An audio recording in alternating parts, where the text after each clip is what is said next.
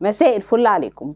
من بدري وانا متعوده على ان اي غلاف او بوستر بيخص النادي الاهلي لاي مباراه او لاي بطوله في الفتره الاخيره بيتزين بصوره ميمو الكره المصريه الجديد، لكن النهارده وبعد قرعه ربع نهائي دوري الابطال البوستر تزين بصوره بن شرقي على غير العاده، برغم انه لحد اللحظه دي لسه ما لمسهاش مع الاهلي. امال بقى لما يلمسها هيحصل ايه؟ ويا ترى ايمو خلاص ادى دوره وبقى موضه قديمه وراحت عليه ولا ايه؟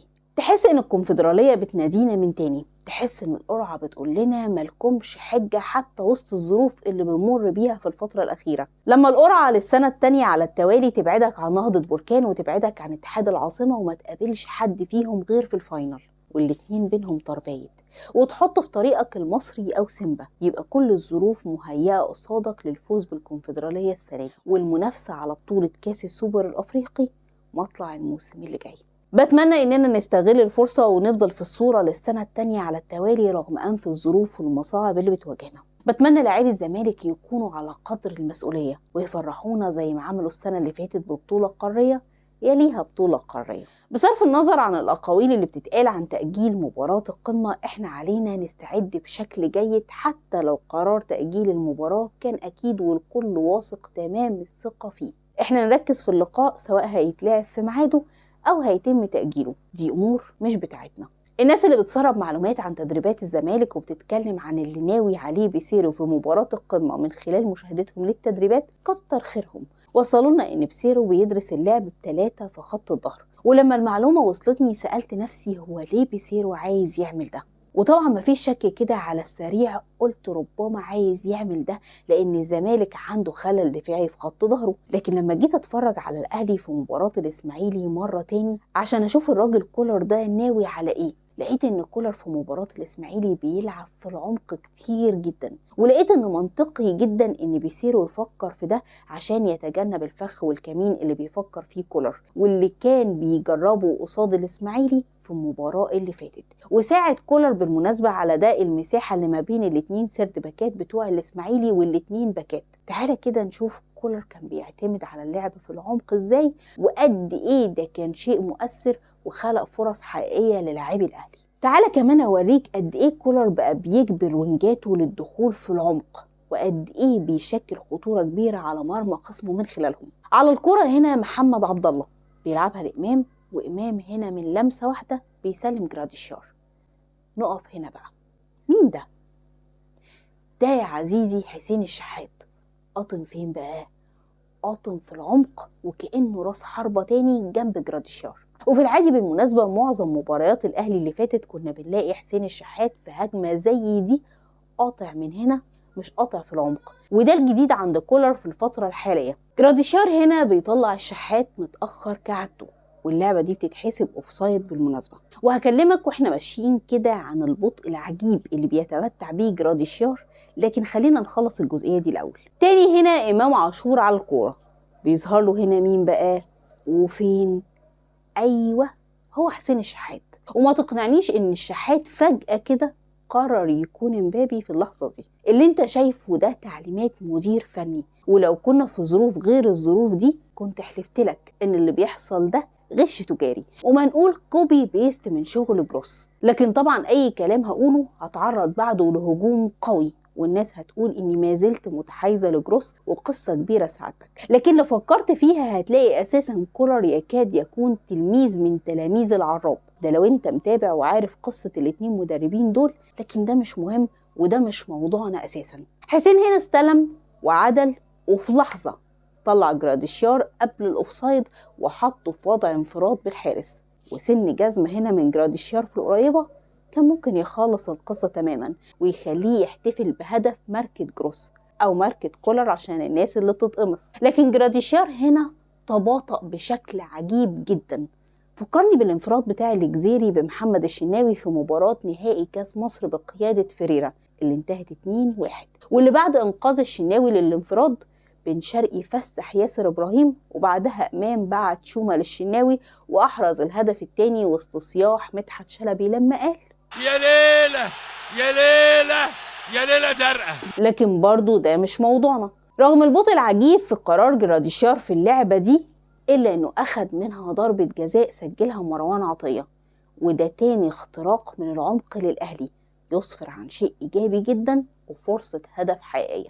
تاني هنا شوارع موجودة في دفاعات الإسماعيلي، والشحات هنا بيقطع بذكاء وما بيديش لإمام المتسلل وبيطلع جراديشيار في العمق، وبرضه جراديشيار هنا بيتباطأ بشكل عجيب جدا رغم انه كان عنده فرصة هنا يزقها خطوتين ويتخلص من الاتنين مدافعين بسهولة وبضربة واحدة، او حتى يسددها واحدة هنا ببطن رجله، لكنه برضه فضل يتباطأ لحد ما بتتقطع منه وبتضيع فرصة هدف مؤكد. تاني هنا جراديشيار واخد مكان الشحات وبيسلم أحمد رضا في موقع مميز جدا ومفيش أي ضغط من لاعبي الإسماعيلي.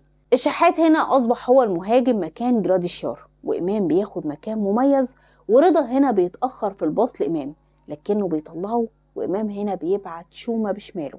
تاني هنا الشحات بيستلم في المكان المحبب بالنسبة له وبرضه بينشن على جراديشيار وبيطلعه بباصة في العمق. جراديشيار بيصلح لإمام وإمام بيسدد على المرمى. خامس وسادس وعاشر الشحات هنا بتتلعب له بغمزة من إمام. الشحات بيبعت البينية في العمق برضه لجراديشيار اللي بيروح انفراد بحارس مرمى الإسماعيلي من نص الملعب تقريبا، وهنا جراديشيار حب يكون أسرع من كل مرة وما يتبطأش فطولت منه وخدها حارس الإسماعيلي. واللي شفناه من اللقطات اللي عرضتها لك دي أعتقد إن هي السبب اللي مخلي بيسيرو بيفكر يلعب ب3 لاعبين في خط الظهر من وجهة نظري المتواضعة، واللي افترضتها بناء على التسريبات اللي وصلت لينا كلنا عن تدريبات الزمالك والأفكار اللي في دماغ بيسيرو. ولو تسألني عن وجهة نظري أنا مش ميالة لفكرة اللعب ب3 لاعبين في خط ظهر الزمالك إلا إذا ده كنا بنعمله عشان نحرر الباكات بتوعنا ونديهم واجبات هجومية وإريحية أكتر في مراحل الهجوم.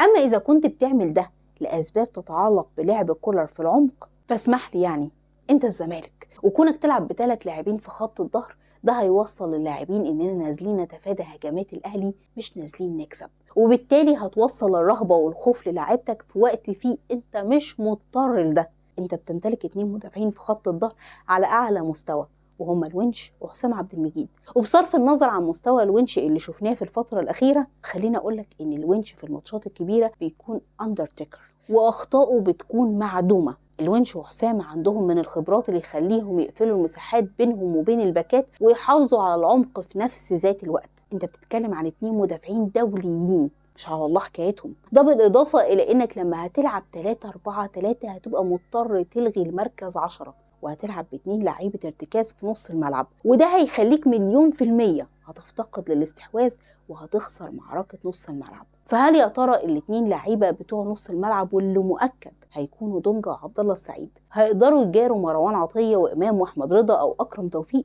هل عبد الله السعيد هيقدر يكمل 90 دقيقة وهو بيقوم بدور 2 لعيبة؟ انت لو عملت كده تبقى زي اللي بيجبر عبد الله على الانتحار في المباراة دي.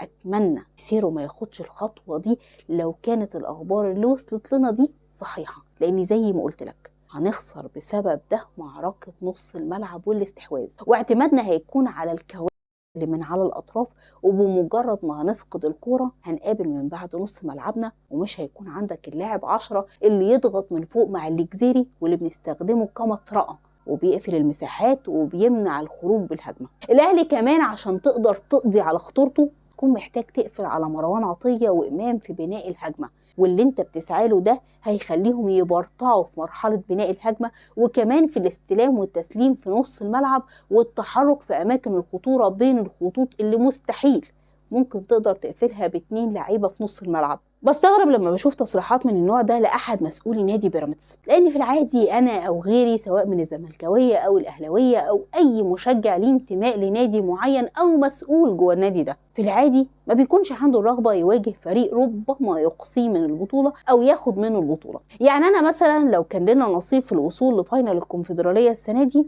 ما اتمناش نواجه نهضة بركان، لأن السنة دي بركان التالتة ثابتة، وربما السنة دي ما نقدرش نتفوق على الفريق المغربي خصوصا لو تدخل المرة دي بقوة السيد فوزي لقجع. بقول لك ده وأنا الزمالك وكعبي عالي على كل فرق أفريقيا وعلى نهضة بركان بالتحديد لأني واخد منها بطولتين، فما بالك بقى بمسؤول في نادي زي بيراميدز خدش من الاهلي اي بطولة على مدار تاريخه؟ تفتكر ازاي هيتمنى مواجهة الاهلي في فاينل دوري الابطال؟ شوف يا عزيزي، عشان بس نكون متفقين، الاهلي في الفترة دي او اخر 4-5 سنين تحديدا مفيش فريق في القارة ممكن يتمنى يواجهه في اي فاينل او ياخد منه بطولة غير الزمالك، حتى وان كان الزمالك عظم في قفة. وحاليا عشان تاخد من الاهلي بطولة في الفاينل عليك وعلى الزمالك، غير كده شكليات واحلام صعبة المنال. من 2016 وهو بيحاول يرجع لفورمته، عمل اللي وحارب وجاهد، لكنه برضه ما قدرش يجيب فورمته مع الزمالك في 2015 2016. وصدق فيريرا لما قال له قبل ما يمشي انه هيعاني من بعده. نادي طلائع الجيش بيفسخ تعاقده مع باسم مرسي مهاجم الفريق لاسباب تتعلق بعدم توافق الكيمياء بين الطرفين. مفيش شك اني حزينه وبحزن لما بشوف لاعب كان نجم كبير وبيحلق في سماء النجومية وهو بنفسه اللي عطل مسيرته. تخيل يا عزيزي ان باسم مرسي في اقل من سنتين مع الزمالك احرز عدد كبير من الاهداف، ولو عقلية باسم وقتها زي عقليته دلوقتي كان زمانه حطم كل الارقام اللي ممكن يحطمها اي لاعب مع الزمالك. باسم في موسمين مع الزمالك احرز 35 هدف، في حين ان في فراودة جم الزمالك ولعبوا سنين وسنين وما وصلوش للرقم ده. لو كنت في يوم ملت اللاعب معين وتحيزت له ودعمته حتى في عز رعونته، اللاعب ده كان باسم مرسي، اللي للأسف طلع بسرعة الصاروخ وأنهى مسيرته بنفس برضه سرعة الصاروخ. بتمنى ان اي لاعب صاعد واعد عنده امكانيات كبيرة لو في يوم غرته نفسه او كسل او اتهاون، يعرف ان مصير باسم مرسي هيكون في انتظاره.